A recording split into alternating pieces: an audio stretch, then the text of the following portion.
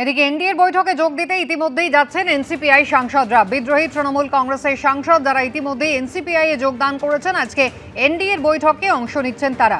গত সপ্তাহে আপনাদের মনে থাকবে এনডিএর বৈঠক হয়েছিল, যেখানে প্রধানমন্ত্রী, স্বরাষ্ট্রমন্ত্রী, দেশের প্রতিরক্ষা মন্ত্রী, বিদেশমন্ত্রী তারা উপস্থিত ছিলেন এবং তাদেরই সঙ্গে প্রথম সারিতে বসতে দেখা গিয়েছিল কাকলি ঘোষ দস্তিদারকে। দ্বিতীয় সারিতে বসেছিলেন অসিত মাল এবং শতাব্দী রায়। আজকেও কিন্তু এনডিএর বৈঠক রয়েছে এবং সেই বৈঠকে যোগ দিতে ইতিমধ্যেই ছবি দেখতে পাচ্ছেন সুদীপ বন্দ্যোপাধ্যায়, তিনি পৌঁছে গিয়েছেন।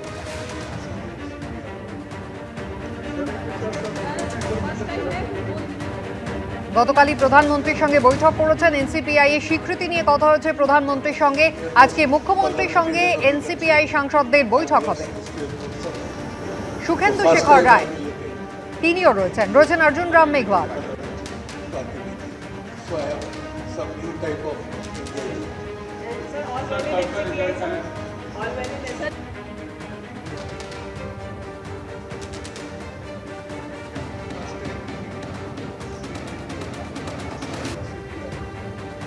এনডিএর বৈঠক শুরু হয়ে গেল। গত সপ্তাহে প্রধানমন্ত্রী উপস্থিত ছিলেন, কেন্দ্রীয় স্বরাষ্ট্রমন্ত্রী উপস্থিত ছিলেন, তাদেরই সঙ্গে প্রথম সারিতে বসতে দেখা গিয়েছিল কাকলি ঘোষ দস্তিদারকে। এই হচ্ছে গত সপ্তাহের ছবি।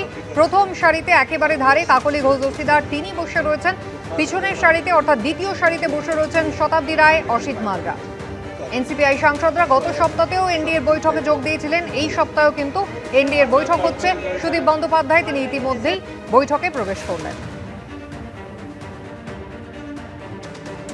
খুব উল্লেখযোগ্য, দেখতেই পাচ্ছেন সুখেন্দু শেখর রায়, যিনি সদ্য তৃণমূল কংগ্রেস ত্যাগ করে বিজেপিতে যোগদান করেছেন এবং নিজেরই ছেড়ে আসা পদে রাজ্যসভার সাংসদ হয়েছেন বিজেপি।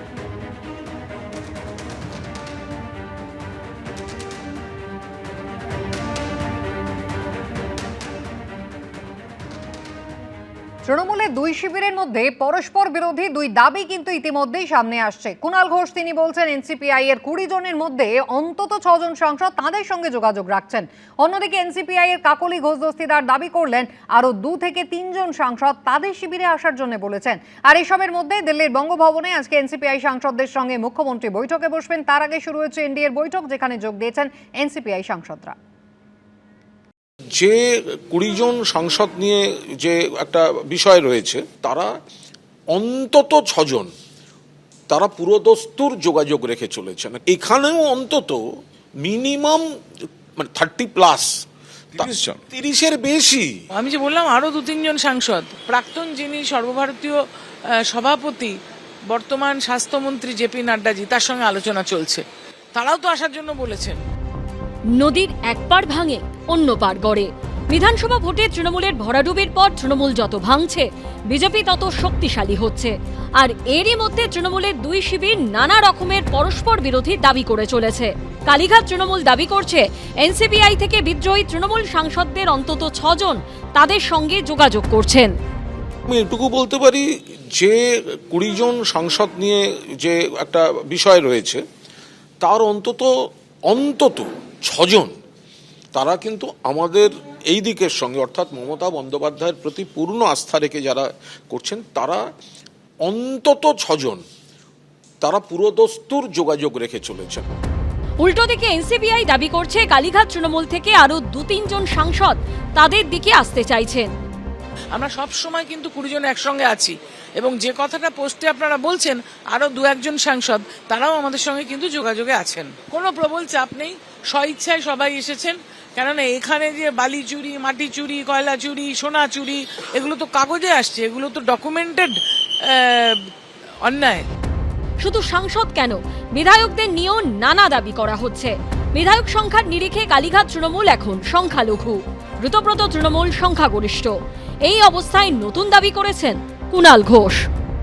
এখানেও অন্তত মিনিমাম 30+, 30-এর বেশি। এই সংখ্যাটা অনেক বেশি।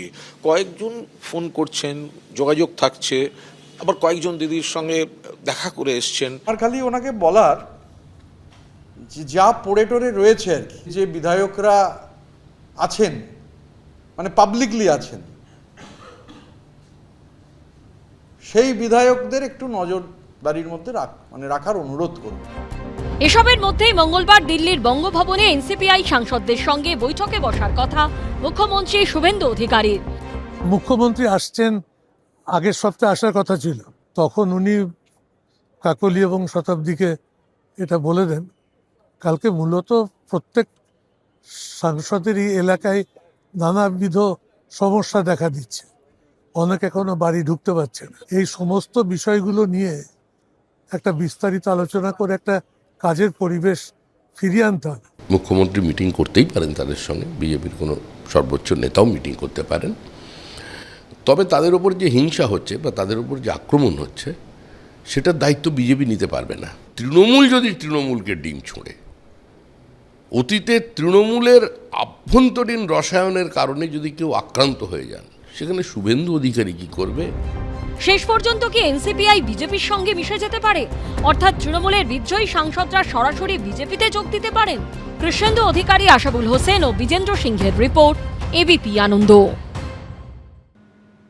বিহারের উপনির্বাচনে ধাক্কা খেল বিজেপি। সর্বভারতীয় সভাপতি নীতিন নবীনের ছেড়ে যাওয়া আসন বাঁকিপুরে হেরে গেলেন বিজেপি প্রার্থী। 3 দশকের বিজেপির দুর্ভেদ্য গড় ভেঙে জিতলেন প্রশান্ত কিশোর। তৃতীয় স্থানে চলে গেল তেজস্বী যাদবের আরজেডি। বিজেপি শাসিত বিহারে এই বিধানসভা উপনির্বাচনে বড়সড় ধাক্কা খেল বিজেপি। প্রথমবার ভোটে লড়েই জয়ী হলেন প্রশান্ত কিশোর। বিহারের সর্বভারতীয় সভাপতি নীতিন নবীনের সদ্য ছেড়ে যাওয়া বাঁকিপুর আসনে হেরে গেল বিজেপি। 31 বছর ধরে এই আসনে জিতেছে বিজেপি। পুনর্বিন্যাসের আগে ও পরে মিলিয়ে 5 বার এই আসন থেকে বিধায়ক হয়েছেন নীতিন নবীন। আগে এই আসনটি ছিল পাটনা পশ্চিম, সেই আসনে একবার জিতেছিলেন নীতিন নবীন। পুনর্বিন্যাসের পর বাঁকিপুর আসনে তিনি জেতেন 4 বার। বর্তমানে তিনি বিজেপির সর্বভারতীয় সভাপতি। তিনি রাজ্যসভায় যাওয়ার পর খালি হয় বাঁকিপুর বিধানসভা আসন, আর সেই আসনে প্রথমবার ভোটে লড়েন একদা ভোটকুশলী বর্তমানে জনসুরাজ পার্টির প্রতিষ্ঠাতা প্রশান্ত কিশোর। এর আগে তার দল বিহারে বিধানসভা ভোটে লড়ে শূন্য হাতে ফিরলেও তিনি নিজে প্রথমবার ভোটে লড়েই চমক দিলেন। 3 দশকের বিজেপির দুর্ভেদ্য গড় ভেঙে দিলেন প্রশান্ত কিশোর। তৃতীয় স্থানে ঠেলে দিলেন তেজস্বী যাদবের আরজেডিকে। অর্থাৎ প্রশান্ত কিশোরের এই জয় বিজেপি ও আরজেডি দুই দলের কাছেই অশনি সংকেত। बिहार आज देश का सबसे गरीब और पिछड़ा राज्य है, तो जिस मोदी जी को, जिस भाजपा को हम लोग वोट देते हैं, एनडीए को वोट देते हैं, क्या उनकी जिम्मेवारी सिर्फ गुजरात के प्रति है? गुजरात में 1 लाख करोड़ का बुलेट ट्रेन बने, हम लोग को उससे कोई दिक्कत नहीं है, लेकिन बिहार के बच्चों के लिए भी तो कुछ सोचा जाए। রাজধানী পাটনার বুকে বাঁকিপুর আসনে 1995 সাল থেকে জিতে আসছে বিজেপি। মূলত উচ্চবর্ণ ও উচ্চ মধ্যবিত্তের বসবাস এই বাঁকিপুরে। তাই যে বিহারে ধর্ম, জাতপাত, শ্রেণী আজও গুরুত্বপূর্ণ ভূমিকা নেয়, সেই বিহারের বাঁকিপুরে বরাবরই আধিপত্য ছিল বিজেপির। এবার তা ভেঙে চুরমার হয়ে গেল। বিহারে বিজেপির প্রথম মুখ্যমন্ত্রী হওয়ার পর এটাই ছিল প্রথম কোনো ভোট। দেশজোড়া ছাত্র যুব আন্দোলনের রেশ পড়েছিল বিহারে, তারপর এটাই ছিল বিহারের প্রথম ভোট। আর সেই উপনির্বাচনেই হারল বিজেপি, জয়ী হলেন প্রশান্ত কিশোর। बांकीपुर के लोग हमारे हैं, किस कारण से हमें कम मत मिला, और पूरी विस्तृत समीक्षा हम लोग करेंगे। 2025 সালে বিহার বিধানসভা নির্বাচনে এই বাঁকিপুর আসন থেকেই 51,936 ভোটের বিরাট ব্যবধানে জিতেছিলেন বিজেপির নীতিন নবীন। 1 বছরের ব্যবধানে এবার সেই আসনে প্রশান্ত কিশোর জিততেন 18,953 ভোটে। তৃতীয় স্থানে চলে গেল আরজেডি। বিজেপির সর্বভারতীয় সভাপতির ছেড়ে যাওয়া আসনে পরাজয়ের ফলে বড়সড় অস্বস্তিতে পড়লেও গেরুয়া শিবির। মধ্যপ্রদেশের দাতি আসনে বিজেপিকে হারিয়ে গড় ধরে রেখেছে কংগ্রেস। গুজরাতের মঞ্চলপুর আসনটি ধরে রেখেছে বিজেপি, হারিয়েছে কংগ্রেসকে। এবিপি আনন্দ। এবিপি আনন্দ, এগিয়ে থাকে, এগিয়ে রাখে।